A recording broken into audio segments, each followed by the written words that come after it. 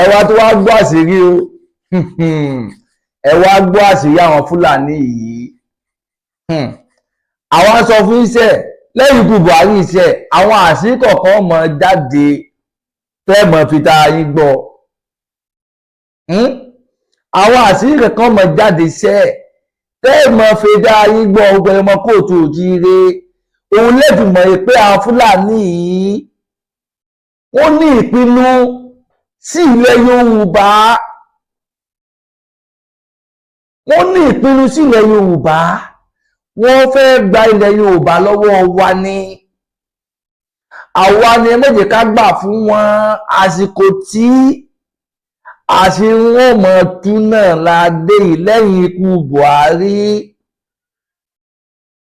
Ẹ wá gbọ́rọ̀. Ẹ wá gbọ́rọ̀ fídíò tó fẹ́ play fún wa yìí. Ẹ wá gbọ́ ọ̀rọ̀ tí ń tọ̀ ń sọ nípa ìgbésẹ̀ tí wọ́n gbé tí wọ́n tó mú Buhari wá láti wá jẹ Nigeria president. Ó bọ̀ wá sọ fún yín nípa àwọn Fúlàní yìí wọ́n èyí sí èèyàn ẹranko ni wọ́n. Lọ́fàá ni ó fi ń gbé inú igbó tó wọn ò nílùú. Inú igbó náà gbogbo wọn ń gbé. Tó dùn bá ṣe ẹgbó ni wáyé tó mọ̀ gbé inú igbó. Kò yẹ kó mọ̀ pín láwùjọ èèyàn. Àwa sọ fún yín. A sọ fún yín. Òun ló fà tá a fi ń parúgbó Yorùbá nìsan la fẹ́. Torí a rí pé tá a bá sì ń gbé pẹ̀lú àwọn Fúlàní yìí, ilẹ̀ Yorùbá kò lè ní ìdàgbàsókè. A lè ní progress nílẹ̀ Yorùbá táwọn bíbá sì wà pẹ̀lú wa. Tí àwọn bíbá sì wà pẹ̀lú wa, a lè ní progress. Òun la fi ń pariwo ìgbẹ́jẹ́ ká fìmọ̀ ṣọ̀kan láti rí pé agbáwòkù ti àwọn tí ń jà fún self determination bí bàbá wa emeritus Professor Banji Akíntóyè, bí bàbá wa Sunday Adéníyì ọmọ Adéyẹmọ àti àwọn bẹ́ẹ̀ lọ àti àwọn ọba wa kọ̀ọ̀kan táwọn náà nífẹ̀ẹ́ sí kílẹ̀ Yorùbá kó gba òmìnira torí ìwà àbúrú táwọn Fúlàní wù náà ni. Mo ní fídíò kan tó fẹ́ pè fún wa o, mo fẹ́ kí a jọ fi ara balẹ̀ kájọ fídíò yìí láti jọ gbọ́rọ̀ tí ẹni tó ń sọ̀rọ̀ yìí tó fẹ́ sọ nípa ìran Fúlàní àti ìgbésẹ̀ tí wọ́n gbé láti rí pé Muhammadu Buhari ó jẹ Nigeria president. Torí pé gbogbo ara mọ̀ pé Buhari is a Fulani man. Muhammadu Buhari is a Fulani man. Gbogbo ara mọ̀ náà ló fà á nígbà tó náà jẹ Nigeria president. Ẹ wá wàrà tó dá fún àwọn ọmọ Yorùbá. Gbogbo ibi tó yẹ kó ọmọ Yorùbá wà pàápàá lọ́jọ́ ọmọ Yorùbá kó ń bẹ̀ ọ wá kó Fúlàní sí gbogbo ẹ̀ lọ. Àbẹ́ẹ̀rí Buhari lo ọdún 8 ọmọ Yorùbá a ò rí mú mí nínú ìjọba ẹ̀. Ọkàn wọn ò balẹ̀. Ọkàn wọn ò balẹ̀ fún complete ọdún 8 tí Buhari lò. Ó ti bọ́dà mọ́ wa lórí fún complete ọdún 8 tó fi ti bọ́dà mọ́ wa lórí. Ara àjẹ́ndà wọn náà ni o. Ara àjẹ́ndà wọn lórí ìpinnu wọn sí ilẹ̀ Yorùbá òun náà ni ìwà tó wù yẹn nígbà tó di Nigeria president. Gbogbo lẹ́gbọ̀ọ́ látẹnu fídíò tó fẹ́ pè fún wa yìí. Ẹ̀yin tẹ́ ń wò mí tẹ́ ń gbọ́ mi, ẹ bá ń pín ètò yìí kọ́ lọ dáadáa. Ẹ bá mi pín kọ́ lọ dáadáa. Mo lérò pé gbogbo àti tí ń tù yìí tí ń súwìkà yìí lẹ́yìn ikú Buhari yìí, mo lérò pé ó yẹ kí gbogbo ọmọ Yorùbá kí ọpọlọ wa kó sí, kí ìyè wa kó sọ, kí a mẹ́sùn àsùnpara mọ́, ká mọ̀ wípé Nigeria is not belong to us. Nigeria is not belong to us. àwọn Fúlàní ló ní Nàìjíríà torí àwọn Fúlàní ló fi dá Nàìjíríà kalẹ̀ wọn ò dá Nàìjíríà kalẹ̀ torí tiwa wọ́n kàn gbogbo wa ní wọ́n kàn scam wa ní ọrọ̀ ajé wa gẹ́gẹ́ ló wà lójú wọn gbogbo àwọn kóòtù òjíire gbogbo àwọn kóòtù òjíire ẹ jẹ́ ká jí lójú oorun wa ẹ jẹ́ ká fìmọ̀ ṣọ̀kan láàrin ara wa gbogbo ẹ̀yin ọba wa tẹ́ ẹ jọba nílẹ̀ kóòtù òjíire ìbá dákẹ́ èdè jí lójú oorun o ìbá dákẹ́ èdè jí lójú oorun ẹ wo ìbéèrè táwọn bíbí gbé lórí kí wọ́n lè bá kó ìran wọn kó nu wàhálà gbogbo ẹlẹ́gbẹ̀ẹ́ o látẹnu fídíò tó mẹ́pẹ̀ fún wa yìí ẹ wò ó ìjẹ́ nígbà táwọn bíbí ń pa wá náà nílẹ̀ Yorùbá àwọn àbọ̀wá mélòó ló dìde ni wọ́n ti àpérò ni wọ́n sọ̀rọ̀ nípa bóyá àwọn Fúlàní ṣe ń pa wá àwọn àbọ̀wá mélòó ló kú ìgbésẹ̀ yẹn tàbí ìgbésẹ̀ ẹ̀yìn wọn lè tún wà tàbí gbé ìgbésẹ̀ tẹ́ ẹ ṣe gbé ọmọ akin láti dìvẹ́ẹ̀dì lẹ́yìn láti dìvẹ́ẹ̀dì àwọn tẹ́ ẹ jẹ ọba lé lórí ẹ̀yìn wọn lè mọ̀ tún wà ẹ mọ̀ tún gbé wọn gẹ́gẹ́ bẹ́ẹ̀ yín ni ẹ wá wò ní ìsìn nígbà tí Buhari kú tán ní ìsìn ẹ wo àṣírí tí ń tú síta ẹ wo ọ̀pọ̀lọpọ̀ àwọn àṣírí tí ń tú síta àwa sọ wípé ayé Buhari kò dáa nígbà tó wà ní ayé àsìkò kò tù wá lára nígbà tó wà láyé ayé ọ̀dá tí tó bá lọ tán láyé ọ̀dá àkùdúkọ̀ lọ́lọ́run àkùdúkọ̀ ẹ̀ lọ́nà ọ̀run kẹ́lẹ́ dàbí kú yọ àmọ́ ìwà ẹ̀ka ìwà ìbàjẹ́ tó wù tí ìran Yorùbá lọ́fà tàbí ń sọ̀rọ̀ tá à ń sọ yìí ẹ̀yin tọ́rọ̀ tá à ń sọ yìí tó bá múnú bí ìbádakẹ́ ìhónú kẹ́sì bẹ́ẹ̀ mọ́ ọkọ̀ ẹ̀ kó bínú ọ̀rẹ́ kó bínú pàápàá tó ẹnu bá ṣe rere aya kì yóò ya òun náà mọ̀ pé òun ò ṣe rere fún ilẹ̀ Yorùbá àti gbogbo ọmọ Nàìjíríà tó yẹ kó bá ṣe dáadáa ni wáyé tí bàtò kú tán wáyé tí ìyàwó ọ̀bọ ta pé Buhari tí ọ̀rọ̀ tó kú o ọ sọ pé kò wọ́n tọrọ àforíjì lọ́wọ́ gbogbo ọmọ Nàìjíríà ẹ̀rọ statement yẹn ẹ̀rọ statement tí ìyàwó ẹ̀ wá sọ síta nígbà tí ọkọ ẹ̀ kú tán gbé tọkọ tó kú lórí sọ pé kó o lè sọ pé òun bẹ gbogbo ọmọ Nàìjíríà pé òun wà tí ọ̀dà láti gbé ọ̀rọ̀ tá à ń sọ nígbà tó kú tán òdodo wọn nínà nígbà pa ọmọ kú ẹ̀ àpá ọmọ òkú ẹ̀ pàápàá kọ̀ǹfàmù là ń sọ nígbà tó kú tán ìwà burúkú tó wù òun là ń sọ nípa ẹ̀ tó fi lè mú ìyàwó ẹ̀ nígbà tó kọ ẹ̀ kú tán tó bọ́ta wípé ọmọ tó lọ́kùn òun tọ àforíjì òun gbọmọ Nàìjíríà dájú bíi pé ọkọ̀ iná mọ̀ pé nǹkan tó ń ṣe fún àwọn ọmọ Yorùbá àti gbogbo Nàìjíríà kò dá ní fi ń wá àforíjì àbí ní fi ń wá àforíjì kí ló wá sí ẹ̀yìn ọmọ àlè Yorùbá kan tẹ́wàá sẹnu wátawàta tẹ́ẹ̀ sẹnu wótòwótó ẹ̀yìn ọmọ àlè irú Fúlàní abilala lẹ́nu tẹ́wàá sọ pé àti ní máa fi kú yọ̀yàn tẹ́ẹ̀ sọ pé àti ní máa fi kú yọ̀yàn tí a bá fi kú yọ Buhari tá láfi kú yọ tẹ́lẹ̀ láfi kú yọ ìwà ayé ló wù fún wa táàbí ní fi kú yọ àkùdúkọ̀ lọ́rùn ìwà ayé ló wù fún wa táàbí ní fi kú yọ ẹni tó fẹ́ pẹ́rìtì ìran wa ẹni tó fẹ́ kó ìran wa sínú oko ẹrú pátápátá ẹni tó fẹ́ kí ìran owó gbé yín mọ́ tó lé bọ́ ọlá àwọn alálẹ̀ àti bàbá wa Sunday Adéní Adéyẹmọ àti bàbá wa tí mo fi tọ̀wọ̀ dá ọkọ̀ pọ̀wọ̀tọ̀ bá ń já kí tó yé àwọn most stop náà àwọn wọ́n dìde ìgbéláyé àwọn onígbà kí ìran Fúlàní ọgbà alẹ́ wa lọ́wọ́ wa àwọn onígbà kí ìran Fúlàní pọ́pọ́ wá tó rí ilẹ̀ wa tí bá sọ lọ́wọ́ láwọn ni ìgbésẹ̀ òun la mọ̀ tí Buhari bá ti ṣe tó bá ṣe fún ẹ̀ Yorùbá kó tó kù lórí àléfà Nàìjíríà president tẹ́nìkan wá sọ jágọ́ọ̀sì lẹ́nu nígbà tó kú tán pé pa ọmọ Yorùbá ìtúrí ìdùnnú wa kí ìdùnnú wa fún Buhari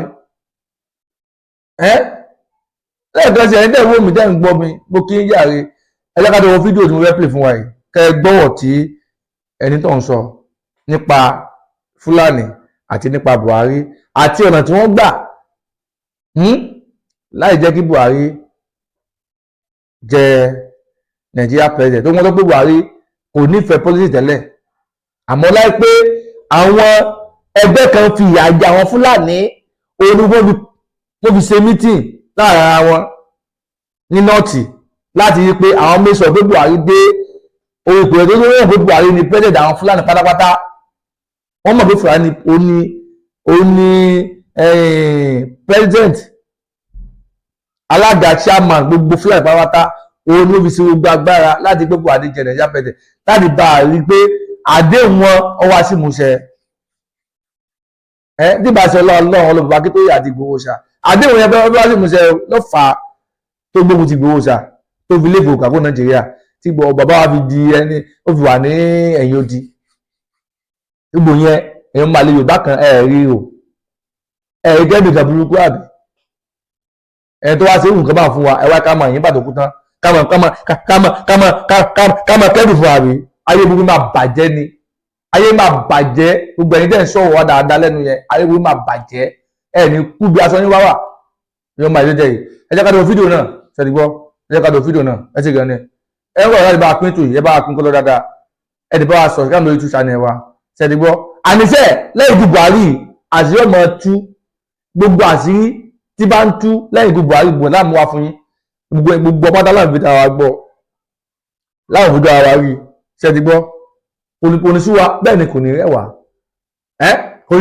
kò ní súwa bẹ́ẹ̀ ni kò ní rẹwà torí pé ilẹ̀ Yorùbá iṣẹ́ ọbọ̀lọ̀gbọ̀ òmìnira ọbọ̀lọ̀gbà ìdúsílẹ̀ lọ́wọ́ Fúlàní àtàwọn olóṣèlú ọmọ àlè kọ̀ọ̀kan lágbára lálẹ́ lágbára Elédùmarè ṣẹ́dígbọ́ ẹsẹ̀ gan ni ẹjẹ́ ká lọ fídíò náà ẹ̀rọ bá a ká lọ God bless you. Well, some of us who recruited him into politics had a mission, and I will reveal that mission today. General Buhari came into politics. It wasn't his province. He never liked politicians because he believed we are fake and that we don't mean what we say. But there was an incident that made some of us to recruit him, convince him, and use the other people to convince him to join politics. And even though we had our own agenda, because in 1999 and 2000, the OPC was on rampage in some parts of the country, especially Southwest, and have inconvenienced a lot of people from this part of the country.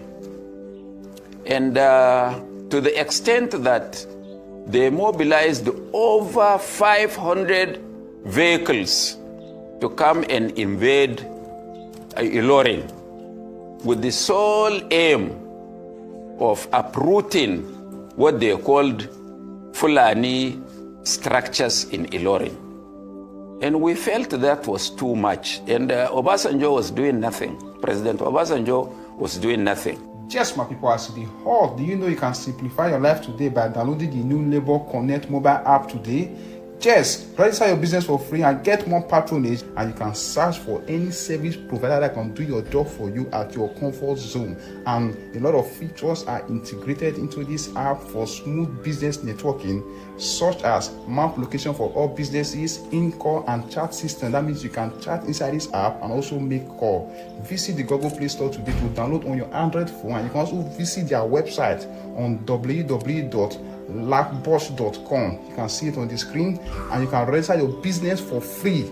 Use the link on the comment section so that you can also download on your Play Store immediately. President Bola Tinubu, then governor of Lagos, was doing nothing. And some of us felt that those group of people were being encouraged by their leaders in position of authority. So how do we stop that? And I called a meeting in Kaduna at Alhaji Bashir Talhatu's house in a place called Unguan Kaji, directly opposite the house of General Ibrahim Badamasi Babangida. And some of those we invited included Alhaji Wadanas, Professor Yadudu, Bashir Talhatu himself, Alhaji Yahya Sulehama, and a host of others, about 34 of us. And we sat down to reason. How do we save our people from this OPC menace? So we said, I suggested that we have to, because you remove government through only two ways: the ballot of through the barrel of the gun and through the ballot box. And they said it was impossible to challenge General Obasanjo. That was how Buhari came to our mind. And when he was approached, he had a very unkind words for politicians. But since he didn't say he was not doing, we still pursued him. To cut long story short, we achieved our first purpose of putting a brake to what OPC was doing, because immediately Buhari joined partisan politics, and we had a very big outing in Daura to initiate him into politics. The Obasanjo government became restive and was shaken to its bone marrow, and because those were some of his our thinking. So Obasanjo had to really checkmate the OPC. So for that reason, we have achieved our first purpose of bringing General Buhari into partisan politics. So the remaining now is history. They wanted to dismantle, as what is happening across the country now. They wanted to dismantle his platform of ANPP, APC, ANPP. And we made a counter platform by establishing the Buhari Organization, TBO, which we used as a platform for promoting his political ideals. Of course, all these are now history.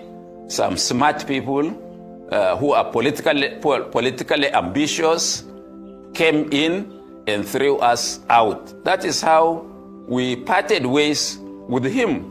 Those of us who followed him blindly for 15 years, Suleya Hamma as our leader, and myself as his deputy and the operational head of the Buhari Organization, we agreed that we should not look for political appointment, or we should not look for elective office. Our idea is just to push General Buhari to become president, so that if we become the engine room of his government, we would now influence certain things in the country. And we had those things listed in our minds. And the greatest mistake was that, and it's what people also see as Buhari's inability to do well in government, because he has cut the umbilical cord, those who brought him and have ideas about what he has to do, and he recruited new people. And these new people never had an idea at all as to why even Buhari joined politics. But all these are now history. We pray that God grants him Al-Jannat al-Firdaus, and we pray that God receives him and forgive him. For some of us, we have forgiven him already. Definitely, Buhari wouldn't have done anything outside what God has destined. will happen. Okay. Aládé, thank you so much. We're looking forward to your new book. You will leave to be able to write that story and tell it. And we'll be there to celebrate with you when you launch the book. And it will be another, repository of Nigerian history, and we'll learn from you. Like I said, you're not going anywhere soon. I wish you the very best of health. Trust you're doing better now. We heard you've been under the weather for a bit, but we're happy to see you doing well. Thank you so much, Aládé. Thank you for your time. Thank you. All right. I think this is a very important history that a lot of us should know. Okay. This is not the first time I am knowing about this. That was last 2 years. Yeah. I talked about all these things, the purpose why Buhari joined politics, that Buhari never joined politics because he wants to serve Nigeria or he want to, rule the people. He have good intention for the people. No. I talked about he came because of, to save Fulani people. And that was the purpose why Buhari was allowing Fulanis to come into Nigeria. He brought them before the election, and as you can see all over the country, a lot of them are terrorizing because they brought them without a purpose. Now, that is apart. That speaks to the reason why a lot of Nigerian politicians are failing and why they will continue to fail. They do join politics without a purpose. They do join politics without, it's a purpose anyway, but not, the people is not the center of the purpose. To save the people is not the center of the purpose. So Buhari's induction into politics was just because the OPC, Oduduwa People's Congress, were determined to take over their land, their own inherited land. So they saw that these people were ready to do that because Obasanjo was the president and Obasanjo knew the history, and he would allow the OPC to take over Ilori. And Fulanis invaded Ilori. I know the history a long time ago. I want you people to always read history, not to just come and argue with people. Now, after the invasion, Ilori today don't belong to Yoruba people any longer. They have emirs, no longer Onis or Obas. All right, Ilori is gone, and it's gone forever. So nobody knows what is going to happen in the nearest future, but it's important we understand history. That Buhari joined politics not because he has the intention to serve you, but just to save Fulani, territory, to save Fulani's people. When I mean their territory, I'm talking about the territory they invaded. This is the reality from Buba Galadima. Share this video. Don't forget that we have a new Facebook page, Okochapi Masses page. Just go to Facebook, not the profile, the page. I wrote it there, Okochapi Masses page. So follow us there and help us share videos there.